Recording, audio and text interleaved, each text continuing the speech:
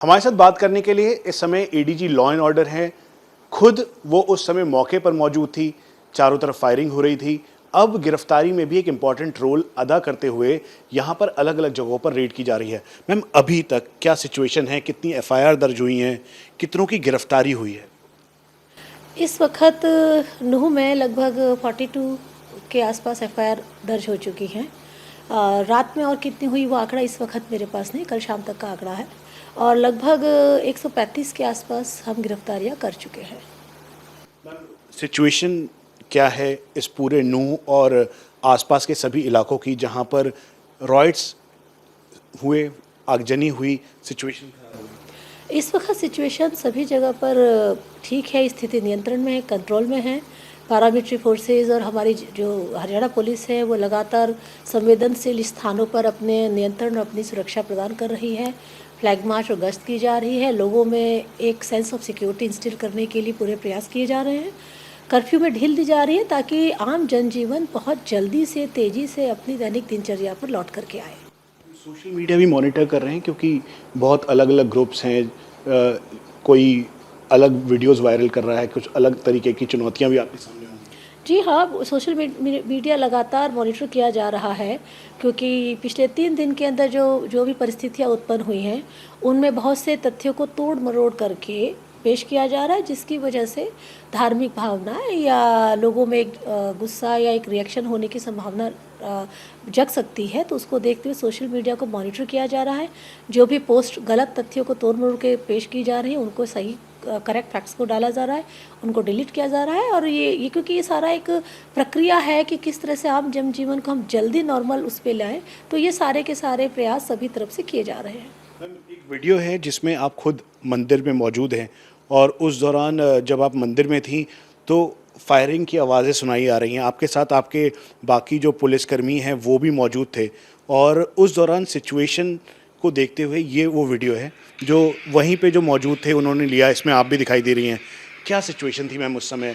चारों तरफ क्या थी? आप वहाँ पे लोगों को भी संभाल रही थी, देख भी रही थी और ये वीडियो इस समय हर कोई इसकी बात कर रहा है। देखिए, मंदिर परिसर में जो उस वक़्त का जो नज़ारा था, अगर उसकी बात कहें तो मैं ये मान के चलती हूँ कि एज़ अ पुलिस ऑफिसर हम सब की जो 35-36 साल की जो सर्विस करियर होता है उससे बहुत कम ऐसे मौके आते हैं जब आप एक्चुअली इस तरह के एक सिचुएशन में आपको आ करके और फिर स्थिति को नियंत्रण करके आपको एक आम जनजीवन का ना सिर्फ आपको सुरक्षा का एहसास दिलाना है बल्कि उनको सुरक्षित रखना भी है और उनको लेकर के भी जाना है आगे। और उस दिन शायद वो ऐसा दिन था जहाँ जब मैं पहुँची हूँ तो वहाँ एक्चुअली स्थिति बहुत ही क्रिटिकल थी। 2,500-3 हज़ार लोग फंसे हुए थे मंदिर में। चारों तरफ से फायरिंग हो रही थी। हमारी फोर्स वहाँ पर थी मौजूद, पर वो इतनी संख्या में नहीं थी कि इतने लार्ज स्केल जो है घेरा करके तीनों तरफ से पहाड़ के ऊपर से जो फायरिंग जिस तरह से आ रही थी उससे वो निकाल करके सुरक्षित उनको लेके जाते थे, क्योंकि एग्ज़िट का सिर्फ एक ही तरफ से रास्ता था। तो उस परिस्थिति में फायरिंग के बीच में जवाबी फायर, हमने भी फोर्स को कहा कि आप भी जवाबी फायर कीजिए ताकि कवरेज रहे और थोड़ा सा डिटरेंस रहे। और जब शाम होने लगी और फायरिंग नहीं रुकी और लोगों में काफ़ी परेशानी हुई, देखिए एक तरह से आप फंस जाते हो तो आपको घबराहट होती है और उनको फिर तसल्ली देना, उनको एक सुरक्षा का एक भरोसा दिलाना कि हम आपके साथ हैं और हम आपको सुरक्षित निकालेंगे, उसका प्रयास किए जा रहे थे। लेकिन जब लगा कि अंधेरा हो रहा है और अब स्थिति ख़राब हो सकती है तो शाम के टाइम में 6 सवा 6 के बाद हमने फैसला किया कि इनको टुकड़ियाँ बना करके, क्योंकि जो क्राउड के ऊपर फायर करते थे, सिंगल पे नहीं क्राउड पे करते थे, कि वहाँ पॉसिबिलिटी डैमेज की ज़्यादा होती क्राउड के ऊपर। तो क्राउड के ऊपर फायर को नज़र रखते हुए फिर हमने उनको डिवाइड किया गया, पहले महिला और बच्चों को, बाद में बुज़ुर्गों को और फिर जो जवान बच्चे हैं। इस तरह से हमने डिसाइड किया। मैं थी, एसपी पलवल जो यहाँ मौके के थे और हमारे डीजीपी साउथ रेंज थे। डिसाइड करके फिर उनको टुकड़ियों बना करके कवर फायर देते हुए पहले महिलाओं को लेकर के मैं आगे चली और कवर फायर दिया। तो जब हम निकले हैं तो उस समय भी फायर आया। वो किस्मत अच्छी थी कि वो फायर एक गाड़ी के ऊपर लगा। तो बिल्कुल एकदम से घबरा गए थे सभी जो यात्री थे, परंतु उनको हौसला बढ़ाया, दोबारा उनको खड़ा किया क्योंकि नीचे एकदम से ज़मीन पे गिर गए थे काफ़ी महिलाएं। खड़ा करके सहारा दे करके फिर कवर फायर देते हुए फिर हम उनको अपनी बसों तक लेकर के आए, लगभग 400-500 मीटर चला करके, और बसों में फिर सरकारी बसों में बिठाकर सुरक्षित पुलिस लाइन के अंदर उनको ले जाया गया एस्कॉर्ट करते हुए पुलिस के द्वारा। फिर रात देर तक लगभग 2-2:30 बजे तक हर एक किसी को उनके गंतव्य स्थान तक सेफली छोड़ने की प्रक्रिया की। आप आ रही थी उस दौरान आग लग चुकी थी चारों तरफ, और जब आप निकल रही थी उस समय भी गाड़ियाँ जल चुकी थी पूरी?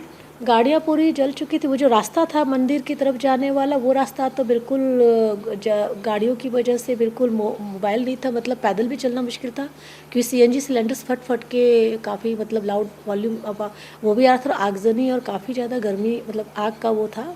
तो वो रास्ता तो नहीं, खेतों से हमें आना पड़ा था, खेतों से ही सबको लेके जाना पड़ा था। उस समय हर कोई आप ही की तरफ देख रहा होगा, क्योंकि सबसे सीनियर मोस्ट ऑफिसर आप वहाँ ऑपरेशन लीड कर रही थी, इसको इवैक्यूएशन पूरा लीड कर रही थी।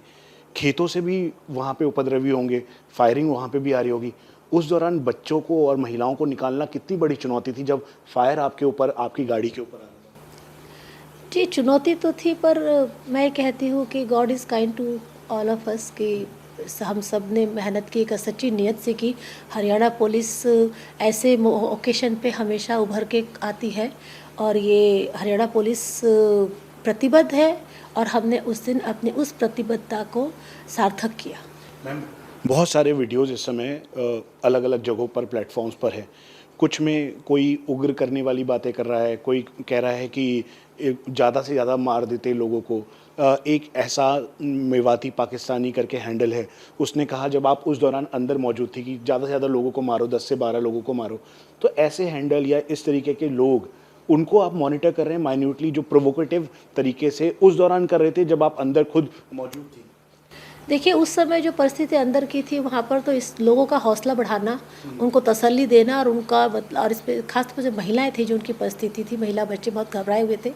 तो उस समय तो एक माइंड में सिर्फ एक ही बात थी कि किस तरह से इनको सेफली निकाला जाए।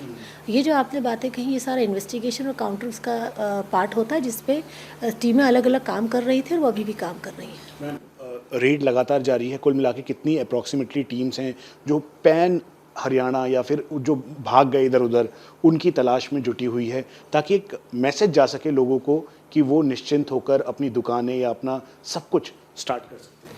जी देखिए, पूरे गुड़गांव में, पलवल में, फरीदाबाद में, जो भी आसपास रेवाड़ी और जो हमारा नूह का एरिया है, जो मेनली इफेक्टेड एरिया है, हमारी लोकल सीआई की टीमें, लोकल पुलिस की टीमें, उनके साथ में असिस्टेंस करने के लिए एसटीएफ भी आई हुई है। तो अलग अलग टीमें बना करके और हर जगह पे रेड की जा रही। एग्जैक्ट फिगर इस समय देना उचित नहीं होगा, परंतु मैं इतना आश्वासन दे सकती हूँ कि अच्छी खासी टीमें हैं जो इनमें लगी हुई हैं, और हमारा जो उच्च अधिकारियों का और हमारे इवन सीएम साहब और हमारे एचएम साहब का भी क्लियर इंस्ट्रक्शन है कि इसमें जो है दंगाई चाहे कोई भी है, सख्त से सख्त एक्शन लेना है, तुरंत लोगों में विश्वास कायम करना है, आम सुख शांति बहाली करनी है, और किसी परिस्थिति में कोई कॉम्प्रोमाइज़ नहीं करना है। तो हम उसी तरह से अपना पूरी प्रतिबद्धता के साथ जांच की दिशा में भी आगे बढ़ रहे हैं। मैम, जो वीडियोस हैं, उन वीडियोस को देखकर भी पहचान कर रहे हैं लोकल इंटेलिजेंस यूनिट और इन सब? जी बिल्कुल, वो जैसे मैंने कहा ना कि जितनी भी स्ट्रेटजीज इन्वेस्टिगेशन की होती हैं, जितनी भी लीड इन्वेस्टिगेशन की होती है, जहाँ जहाँ से हमें एविडेंसेस प्राप्त करने की संभावना होती है, हर पहलू पर कार्य किया जा रहा है। टेक्निकल टीमें अलग से एक बनी हुई जो इस काम को कर रही है। मतलब पहचान की जा रही है, उनकी शक्लों को देखकर मिला के आइडेंटिफाई करके किया जा रहा है। अब ये मतलब this is part of investigation. तो अभी सोशल मीडिया में र्यूमर मॉन्गरिंग बहुत है, बहुत ज़्यादा उग्र और काफ़ी ज़्यादा उस दिन को लेकर आज तक प्रोवोकेटिव बातें कही जा रही हैं। उन लोगों को कुछ कहेंगे आप, और ख़ास तौर पे वो लोग जो कि इनको देख भी रहे हैं और जो अपलोड भी कर रहे हैं?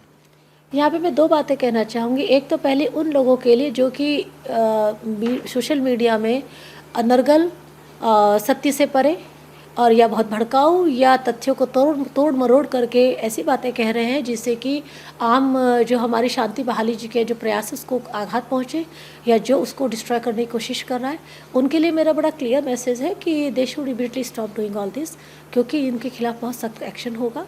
और दूसरी मैं अपील उन लोगों के लिए करना चाहूँगी जो उन भड़काऊ भाषणों को पढ़ करके प्रभावित हो रहे हैं। मेरे उन सबसे अपील है कि सोशल मीडिया में जो इस तरह के गलत तथ्यों को तोड़ मरोड़ के पेश किए जाने वाले या उकसाने वाले जो वीडियो वायरल हो रहे हैं, बिल्कुल उन पर ध्यान ना दें, बल्कि उनको संज्ञान में आती तुरंत हमें सूचित करें ताकि हम उनके खिलाफ सख्त से सख्त कार्रवाई करें। ये हिंदुस्तान एकता का प्रतीक रहा है और हम सभी एक हैं, और एकता सुख शांति बहाली करने में पुलिस के साथ आम जनता प्रशासन का जब तक मेल योल सहयोग नहीं होगा, तब इस तरह के जो विघटनकारी जो कारक है समाज में, वो ऐसे फ़ायदा उठाते रहेंगे। तो we should united together, we should work together and we should stop people from spreading any kind of such rumours, जिससे हमारी लॉ एंड ऑर्डर को या हमारी आम जनजीवन की शांति को नुकसान पहुँचे। हर कोई लोगों के बारे में बात कर रहा है, लेकिन पुलिस के बारे में बहुत कम लोग बात कर रहे हैं। आपके बहुत सारे जवान इंजर्ड हुए, आपके 2 होमगार्ड अब वो वीरगति को प्राप्त हुए, उनके बारे में क्या कहेंगी? किस सिचुएशन से उनको निकाला, हॉस्पिटल तक पहुंचाया? आपके और जो सीनियर ऑफिसर हैं वो अभी बुलेट इंजरी के साथ हैं। हमारे इंस्पेक्टर को गोली लगी है और वो जूझ रहा है। बहादुर ऑफिसर था हमारा। हमारे 2 जवान शहीद हो गए हैं। हमारे लगभग 40 से अधिक जवानों को काफ़ी चोटें आई हैं। और मैं तो इतना ही कहूँगी कि हरियाणा पुलिस है, हर मौके पे डट के सामना करती है, आगे बढ़ के कार्रवाई करती है और जन सुरक्षा के लिए अपनी जान की बाजी लगाती है। मेरा आखिरी सवाल है, क्योंकि अब ये जिनकी डेथ हुई वो मर्डर केस में एक तरीके से कन्वर्ट हो गया, तो ऐसे लोगों की भी पहचान करके जल्द से जल्द कार्रवाई की जाएगी, एक डायरेक्ट मैसेज देने की कोशिश की जाएगी उन सभी लोगों को? एक्यूज्ड और हर वो केस जो यहाँ पर रजिस्टर हुआ है, हर केस हमारे लिए बहुत प्रायोरिटी वाला केस है और सब पे हम तुरंत कार्रवाई कर रहे हैं। शक्ति सैनी भी जिसकी डेथ हुई यहीं भादस गाँव का, वो भी इन्वेस्टिगेट किया जाएगा प्रॉपर्ली? उसको इन्वेस्टिगेट किया जाएगा, क्योंकि उसके मामले में थोड़ा हमें और गहराई से जांच की ज़रूरत है, वो भी किया जा रहा है। मैम, जज ACGM है, वो इवैक्यूएट हुई उस समय, सरकारी संपत्ति को काफ़ी नुकसान पहुंचाया, आपने पूरा एनालाइज भी किया होगा। क्या सिचुएशन थी बाहर?